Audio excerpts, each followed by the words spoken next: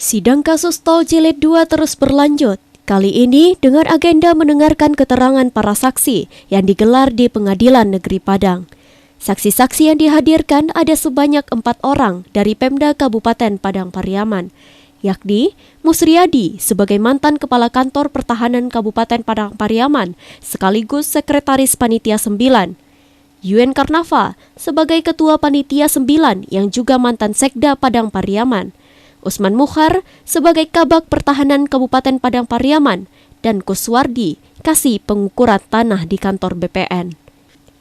Dalam sidang tersebut, terungkap penyerahan tanah seluas 100 hektar, namun yang terukur baru 52 peta bidang dengan luas 60 hektar dan plus 10 hektar untuk madrasah internasional dengan total berjumlah 70 hektar, sehingga kuasa hukum terdakwa mempertanyakan di mana posisi tanah yang luasnya 30 hektar tersebut.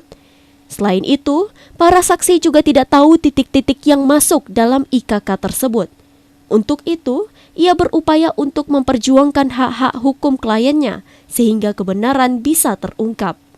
Sementara itu, kuasa hukum terdakwa lainnya menyampaikan pelepasan tanah belum jelas sehingga Pemda Padang Pariaman belum bisa mengatakan tanah yang menjadi permasalahan tersebut sebagai aset. Kita tanya tadi, penyerahan tanah itu 100 hektar. Iya. Yang terukur itu baru 52 peta bidang. Iya. Yang jumlahnya 60 hektar. Iya, plus 10 hektar untuk madrasah bertaraf internasional. Nah, jadi 70 hektar. Nah, dari prediksi katanya 100 hektar. Itu saya tanyakan tadi. Iya. Apakah yang 30 hektar lagi kemana? Apakah memang tanah yang dikatakan 100 hektar hanya ditemukan 70 hektar saja, berarti nggak ada tanah lagi. Nah, tapi kan mereka ini nggak tahu. Saya tanya satu persatu tadi, tahu nggak saudara titik-titik tanah yang sudah masuk ke IKK itu? Nggak tahu mereka. Tahu nggak saudara tanah yang menjadi lokasi jalan tol, ya Padang Sejinjin, ya mereka juga nggak tahu. Jadi kan yang dicari sekarang itu tumpang tindih nggak? Karena apakah jalan tol itu berada di atas tanah IKK. Nah, kan itu yang sedang dicari kebenarannya di depan persidangan ini. Dakwaan baik untuk mantan Kepala Kanwil dan masyarakat tidak ada hubungannya dengan penjelasan tadi. Nah, namun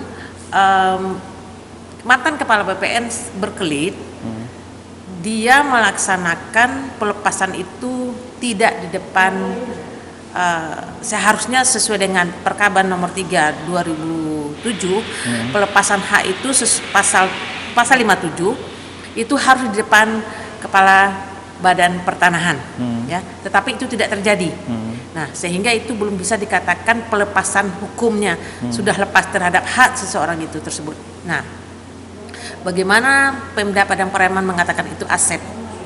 Pelepasan hukumnya belum terjadi. Di satu sisi diklaim itu sebagai aset. Diberitakan sebelumnya, Majelis Hakim menolak eksepsi 9 terdakwa dalam lanjutan sidang kasus Tol Jilid 2 yang digelar di Pengadilan Negeri Padang. Kasus korupsi jalan tol ini melibatkan 2 ASN BPN dan 9 orang warga masyarakat. Dari Syawaludin, Padang TV.